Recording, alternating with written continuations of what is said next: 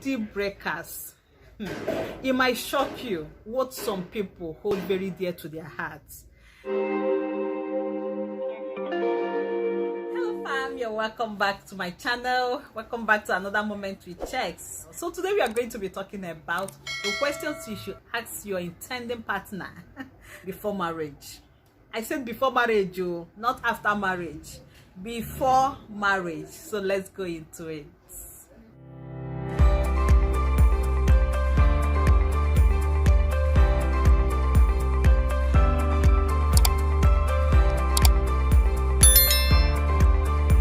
Back. So you are that phase of your life where somebody is already coming, but you don't really know this person, and there are a lot of things that you need to put into consideration before saying yes to avoid stories that touch tomorrow. So this is not your regular kind of video. I have a lot of things listed out for us to talk about, or the likely questions you should ask. It's not this your regular kind of questions, but very important and critical questions. And number one on my list is, what is your rhesus factor? Does this sound so strange? Of all things, why should I bother about rhesus factor? I am going to tell you why you should bother yourself about your partner's rhesus factor. And I will advise you to meet your medical advisor so that you get more clarifications on the things I'm about to tell you, because I'm not a medical personnel, so I don't have the sole information or the right to even give you much information on this, but it's a very critical part of any union. I know what we concern ourselves with most times when we're about to get married is the genotype. Are you AA? Are you AS? Because I don't want a sickle cell carrier. That's what we all concern ourselves with. But we're neglecting that rhesus factor. Are you negative or are you positive? Because if you're a woman and your rhesus factor is negative, what it means is that you do not have rhesus factor. Now, when you go into marriage with somebody of a positive rhesus factor and eventually took in, you will start praying that baby will be negative as well. Even though you know negative is not very wonderful, but something in you have to say that prayer, because if that baby is positive, the positive and the negative from your own blood will always cancel each other, and most times it results in miscarriage. So rhesus factor is very important. As soon as you're checking your genotype, please check your rhesus factor as well. If any of you is negative, take a step further to meet a medical advisor that will help you through that period to secure that baby that might be coming eventually. Now, number two is abuse. You need to ask your partner if he or she has been abused before now. We have a case in church where a man married this lady, this beautiful lady, for 7 good months. This woman refused this man to touch her until it became a problem. It became a church problem, not like the entire church. They have to nominate some people in the committee to look into the case, to invite the woman to find out. So after much counseling, we now found out that this lady was molested growing up. So, and since then, she has not really been open to any relationship. She was not a virgin, but she still cannot open up for her husband to do anything with her.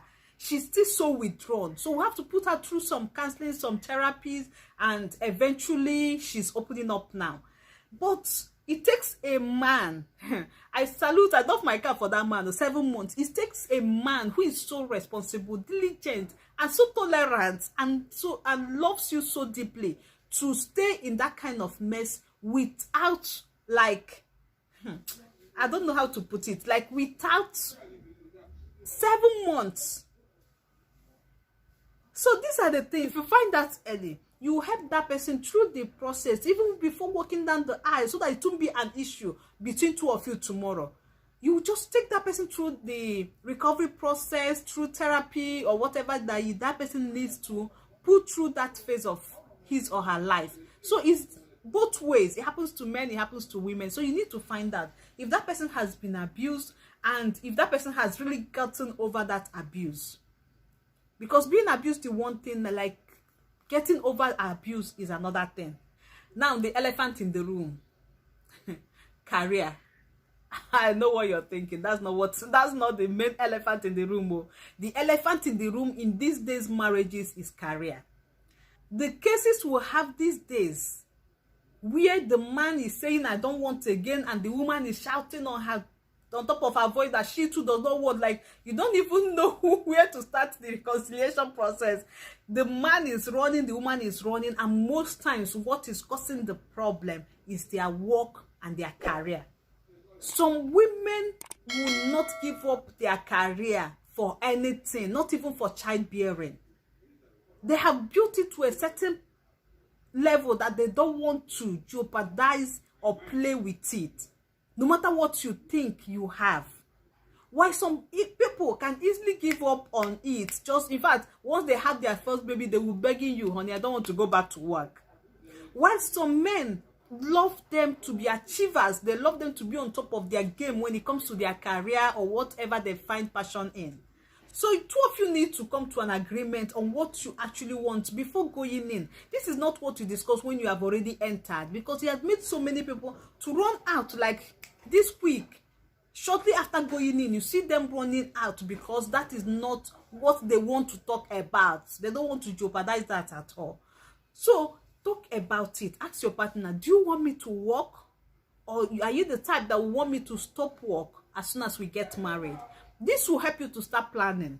If you need to start saving up, if you need to start thinking of side hustle, if you need to start thinking of other businesses, because most career women are not business inclined, because they are used to their 9-to-5 job or 8-to-5 job. So most times they are not good at buying and selling. So if this person will eventually drop her suitcase and start buying and selling, she needs to start planning and practicing and learning. So you need time, maybe that period of courtship, for her to start thinking in that direction and eventually embracing her new life. So it's not something that should come to them as a rude shock. If not, they might not be able to take that shock and they will run away. So this is very vital to discuss, because it has cost so many people their homes. Honestly, it has cost them their God-given partners just because they didn't have a prior discussion on this before getting married. Now, another important one is extended families. This also has caused a lot of problems. I am giving you all these things from the experiences we encounter on a daily basis, counseling couples, intending couples, and couples who are already having issues in their marriage. Most times, the extended families interference has put a big crack on the walls of some beautiful unions. So, are you going to discuss on this? This is very delicate in the sense that our background, being Africans, we practice extended family. We are not the type that focus on immediate or intimate families alone. No. People can just carry their bag and land on your doorstep without telling you. And they expect you to give them a warm embrace and open welcome, okay? And when you don't do that, it will become a very big issue that some people will label you or call you all sorts of names. It happens several times. It happens in many homes. It has broken so many homes. So why don't you people talk about it? How are we going to cope with our extended families? I have siblings, you have siblings. Do we open our doors to them to come in anytime, or do we tell them to give us 3 years? Let's at least live, enjoy ourselves, or lay some foundations before they will start interfering. Or again, when they come around, how long are they going to stay? I have a couple who told me, to my surprise, that their own rules is when somebody comes from the woman's side, the woman starts feeding the whole family. If anybody comes from your own side, you start feeding the whole family. Like, I was just looking at them like this, but that doesn't rule out that this has caused a lot of damages in homes. So why would I suddenly take up the responsibility of feeding the whole family just because somebody came from my own side? These are the things to be talked about. So what if I don't have money that period? Everybody will now start starving because the man will feel like, is it not you that brought in a guest? You need to ask, after wedding, are they going to continue living with us, or are they going to move away? Don't just assume that he's supposed to know, and don't just come in and start giving them attitude, thinking that with that attitude and silent war, they will eventually pack their bag and go. They might eventually pack their bags and go, but they might go with a very wrong impression of the person you are, and that might not leave their memory in a hurry, and forever they will paint you with that color. So don't get to that point, okay? Have a healthy conversation around it and have an agreement so that you know what you are up against before coming in. Religion. Do you people have common belief? Beyond meeting in the church, beyond planning to wed in the church, what is your belief? What is your religious belief? Are you a traditional person? Because I want to know if I will suddenly start seeing kola nuts lying around my houses. I want to know if I will suddenly start seeing white chalk on the walls. I really want to know what to expect. So you people need to talk about it. Are you going to church just because you have to go to church, but that's not really what you believe? Because when you have different faiths and you claim to be one, don't you say there is a problem? And that problem will cause a huge gap in your spiritual lives. Like when you come to spiritual matters, you two of you are going opposite direction, forgetting that the spiritual controls the physical. So how do you think that you can work together in the physical when you cannot work together in the spiritual? So this is a huge problem. You need to know, because so many people have that problem now. They have that issue now. They wedded in the church, did everything according to the church, but they do not share the same belief. So some people, it came as a rude shock to them. Some people already know before going in. So ask questions in, so that tomorrow you will not say that he deceived me. I didn't know it was like this. So it's very important. Now, another one that you need to ask is the deal breakers. It might shock you what some people hold very dear to their hearts. Some people have lost their homes just because, if I tell you this, you will not believe, just because the woman jumped him.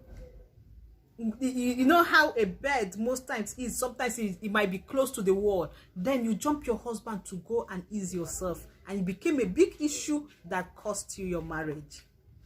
So ask that person that is coming now, what are your deal breakers? You need to know, and know if it's something you can cope with. Some people have some traditions they hold very close to their hearts, that on Mondays you don't need to touch my head, stuff like this. So you need to know you're not a witch, and there's no way you will find that if you do not ask all these healthy questions. If you think it's something that you eventually find out, like an average person believe that marriage is a parcel, that whatever you see inside is what you take, and then you close your eyes to so many things and you did not ask the necessary question, you walk into it hoping that something good will come out, and eventually you see something you will not like, or something that an ordinary conversation would have taken care of even before coming in, and it will become a big issue and a huge elephant that you start dealing with eventually in your marriage. Let me tell you, if you think you can handle it, so many people have tried, but they could not do it, because human beings are the most complex and most difficult people to deal with. So it's always good to hold people by their words, and to an extent know what you are up against before going into marriage. So I'm going to stop this video here. It's getting too long. We'll still have time to talk more, okay?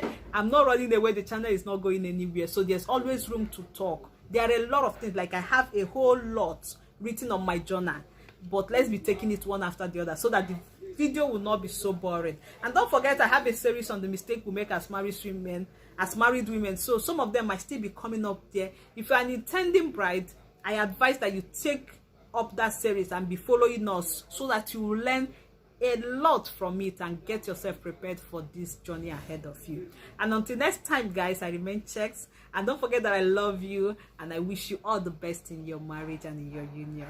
Stay safe. Bye.